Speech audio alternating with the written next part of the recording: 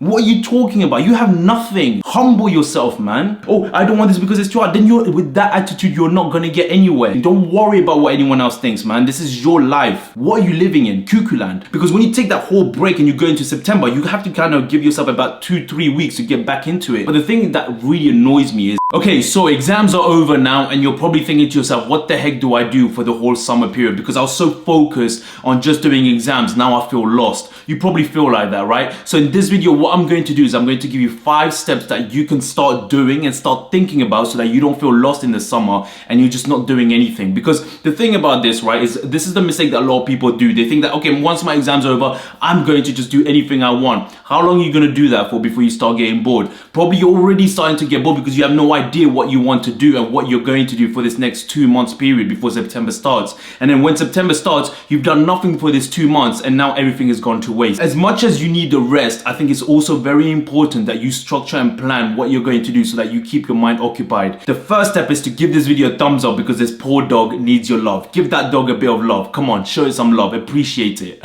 Jokes aside, so the first step is you want to take a rest, okay? So the rest is something like this. Don't take a rest thinking like, oh, I don't know how long I'm going to rest for and just kind of go with the flow. No, that's not going to work. That's stupid and that's wrong. If you're going to take a rest, know how long you're going to take a rest for. So for example, if you only need a week of rest, then you say, okay, from Monday to Sunday, for this Monday to Sunday, I'm going to rest. I'm not going to do anything. I'm going to do whatever I want. I'm just going to relax. That's fine. That's not a problem. If you need more than that, just like 2 weeks, then say for 2 weeks, I'm not going to do anything. That's fine. But once that 1 week and 2 week period is over, once that rest period that you set for yourself is over, then you shouldn't be doing that anymore, right? Now it's game time. So you've got to be very careful here. You shouldn't be saying, okay, I'm going to rest for the whole summer period because you don't know what you're doing. You're just going with the flow. And when you're going with the flow, your emotions are going to take over you. You are going to get bored very quickly. I guarantee you that because I've gone through that myself. So if you don't have a plan and structure, you are going to get very bored. It's going to hinder your progress. Trust me when I say that. If you don't know how long you need a break for, try 1 week. 1 week is more than enough because if you think about it, you've been working a lot, right? So your brain is still quite active. So if you have 1 week of period where you just don't do anything, just chill. Whatever it is you want to do, do it. Whatever that works for you, do it. Don't worry about what anyone else says. If you want to watch a movie, if you want to go out, if you want to travel a country or whatever it is,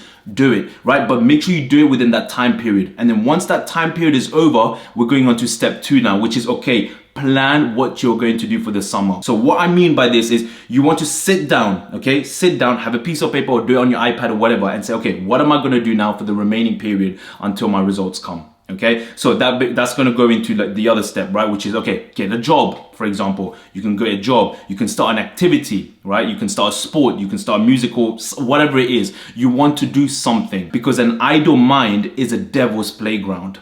An idle mind is a devil's playground. And what I mean by that, if you don't know, is when your mind is not doing anything, that's when all the thoughts come. That's when all the negative thoughts, that's when all the doubts, everything starts creeping in because your mind is not occupied. So it's very, very important to keep that, active. Don't be listening to all these people say, okay, you've done so well, relax for the summer period, man. It's crap. What do you mean relax for the summer period? Yeah, you relax for a certain time and then you start getting back on the track because life is always going to keep moving. It's not going to wait for you. Life ain't going to wait for anyone, right? So don't listen too much to these people say, take the whole break off. Because when you take that whole break and you go into September, you have to kind of give yourself about 2-3 weeks to get back into it. Why do you want to do that? But you might as well just do things so that you're ahead when September starts and you're ahead of everyone else. What I would say is, okay, start planning things out, right? Write it down. Okay, what do I want to achieve? What is the summer going to look like for me? What do I want to get out of the summer? Do I want to learn a new skill? That could be an instrument, that could be a sport, that could be anything, right? That could be, I want to earn more income. Okay, so that means let me get a job. So plan it out, write out what you want to achieve. That will help you out first figuring out. So once you've done that, you will have a better idea. Now, the third step that I would say is to get a job. Now, the reason why I say get a job is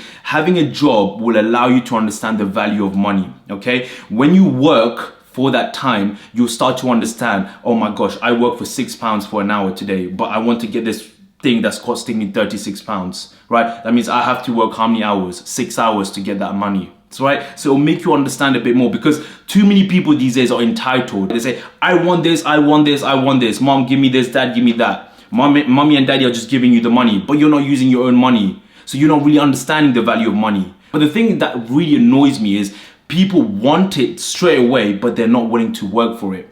What are you living in? Cuckoo land? What, you want something now, but you're not willing to work for it? A job is going to allow you to understand the way the real world works. This is how shit works. And it doesn't matter what job it is. Listen, man, I worked in McDonald's, I worked in Tesco's, I worked in Blacks. Blacks was this camping thing for Duke of Edinburgh. I don't think that's there anymore. But I worked. It doesn't matter about the job. It doesn't matter because a job is a job. You're starting from nothing anyway. You're starting from zero. Like I've seen people say, oh, I don't want this job because it's too hard. I don't want this job because I have to wake up early. What do you mean? What are you talking about? You have nothing. Humble yourself, man. Humble yourself. Like, oh, I don't want this because it's too hard. Then with that attitude, you're not going to get anywhere. At the beginning, where you are right now, you have to say yes to everything because you have nothing. You're living under your parents' roof. Don't forget that, man. Right? You're not out there fending for yourself, fighting for life. Right? So when you are being this kind of like, oh, it's too hard kind of attitude, you are not going to get anywhere in life. You have to start from something. It could be anything, a newspaper. Yeah, you wake up at 6 or whatever it is and do it. You can go and work a corner shop. You can do anything. If it means just getting a little extra income, why not? That's so much better than you just sitting down at home doing nothing and just watching some Netflix. And don't worry about what anyone else thinks, man. This is your life. I've done that shit, man. I've started from zero as well. I didn't give a shit about anyone else because for me, I was like, okay, this is money. And it also keeps my mind, how do I say it? It keeps my mind active. It keeps my mind in a healthy position because I'm still talking with people. I'm going out in the real world. I'm fighting. I'm doing something. That is more important than just me sitting around doing nothing. And if you start from there and then you start building up, you start understanding the value of money. And I'm going to do a lot of things about money. Like I'm going to do videos on this because I think you do not know how, or you're not being told how money works or how you should look at money. And that's the problem. When you get out of like A-levels, university into the real world, people are so lost because they don't have that discipline and principles of how you should use money, of how to look at money, which is the things that I've done. This is why I was able to take more risks because the things I've done at your age has allowed me to do this. The fourth step is once you have a job as well, what you should be doing if you've just finished your GCSE is start preparing for your A-levels. Now, what I mean by preparing for A-levels is not, oh, go and study and do all that kind of stuff. No, I'm not saying that, right? What I'm saying is you need to have an idea of what A-levels you want to do. You should have an idea, right? You shouldn't be relying solely just on your exam results day and say, okay, based on my exam results day, this is what I'm going to do. No, do you know why? Because when their exam results come, you are going to be in an emotional state. You're not going to think straight. I guarantee you that, right? Even if you don't get the grades or you get the grades, you're still going to be in an emotional state. So now you're not in an emotional state. You need to have time. You need to take the time and think, okay, what do I want to do for A-levels? Look at the subjects that you enjoy. Look at the subjects that you like. Look at the subjects that when, maybe other people find difficult, you find it easy and you enjoy it. That's a good indication of what kind of A-level subjects that you should be doing.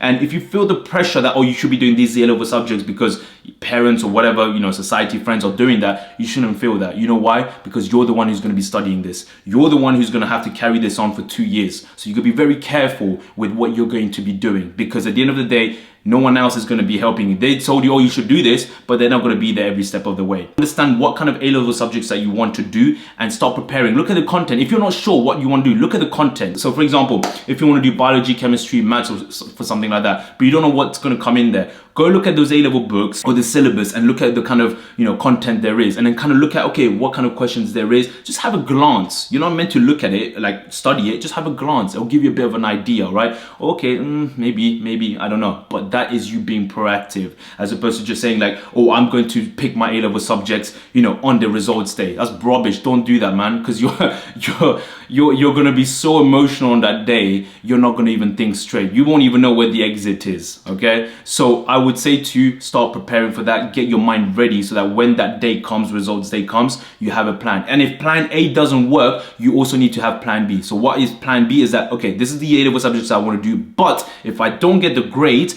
these are the A-level subjects that I would like to do. Okay, so have a plan A and plan B. Now for A-level to university, you guys are now going to go into university, right? So you should be doing things that is going to get accustomed to the university lives. For example, most of you are going to probably living outside of home, right? Going to university. Start learning how to cook, simple dishes, learn how to wash, do the chores, all these kind of things, because these are the things that you're going to be doing when you're going at university. Your mom and dad aren't going to be there anymore. So you need to learn how to do that. Start doing some dishes, start looking at budgeting and all that stuff, which I'm going to be doing a lot as well on those stuff.